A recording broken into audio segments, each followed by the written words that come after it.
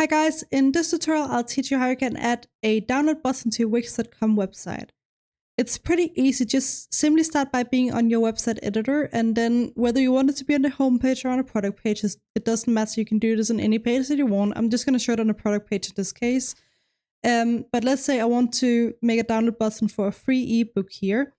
Simply go on your website editor and go to add elements over here in the plus button, go to buttons, and then you can choose any button that you want here. You have the download button here, but you can also choose this one and just rename it. It doesn't matter, as we can make it into a downloadable button.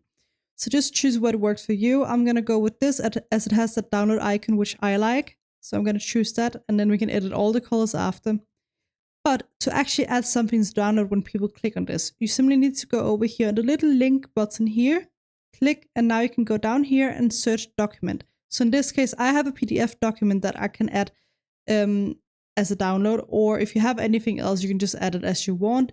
But simply click choose file here, and then you'll be taken to upload the media. I've already uploaded my media, but if you haven't, click upload media and choose from your computer.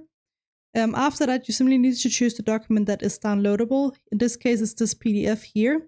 Click here and click add to page, and then click done. And from here, you can also customize it further and play around with that. That's completely up to you, but just to see the functionality of the button, I'm going to click preview.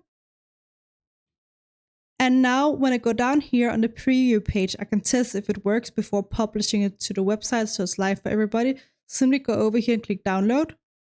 And now you can see this is my PDF. It's just a little tester document. But you can see it works here, and if people want to actually download it, this is just because it's Google Chrome. If you're on Safari, it's going to download to your laptop or computer, but if you're on Google Chrome, simply go here and click on the download button here, and it's going to be saved here.